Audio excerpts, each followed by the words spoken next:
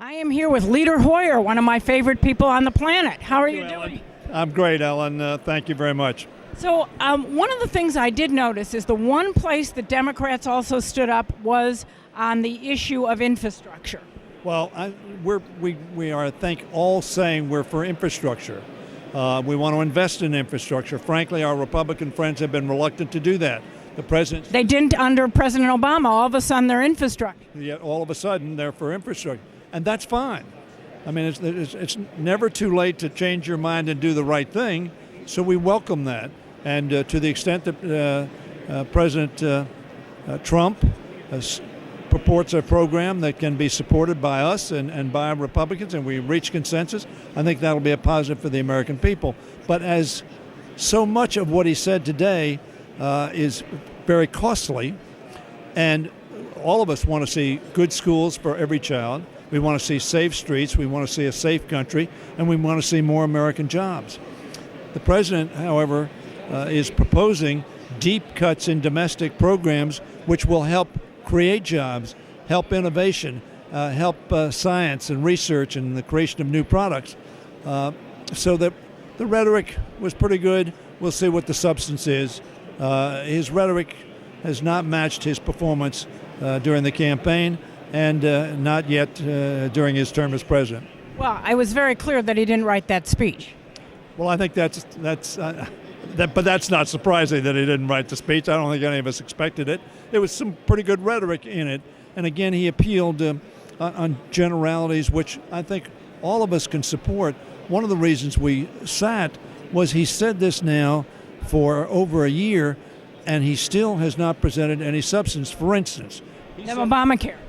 He said he was going to repeal Obamacare the first day he came in office. It's 40 days later. He still has not even presented a bill, much less repeal Obamacare. The Republicans all stood.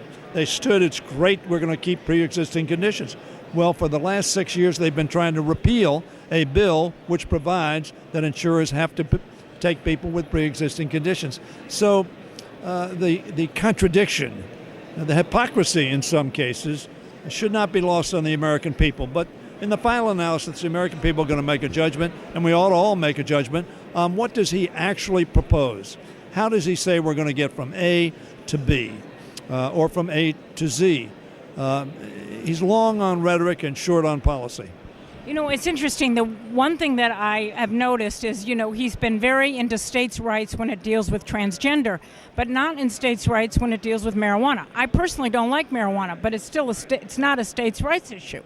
Well, I mean, it is if you can't do both, is what I guess I'm saying. I don't think there's any doubt, but there's a great inconsistency, not just with the president, but with what the Republican Congress has said on a repeated basis, that they're for states' rights. But of course, the District of Columbia has home rule. They're not for their rights. They're not for the citizens' rights in the District of Columbia who elect their own government. They're for states' rights for their states, but not for others. Leader Hoyer, one last question. How do you get up in the morning and get along with these guys? Well, I have some good friends on the other side of the aisle. I think the American people have elected a lot of people who are very conscientious and who want to do a good job for their communities, their families, their country. So, I mean, I have a lot of good friends over there. We have deep differences, but I will tell you this. There are a lot of Republicans who have deep differences with this president. They didn't reflect them tonight, but I will tell you, having talked to them, they have deep differences with this president. Thank you very much, Leader Hoyer. Okay, thank you very much, Ellen. Thanks for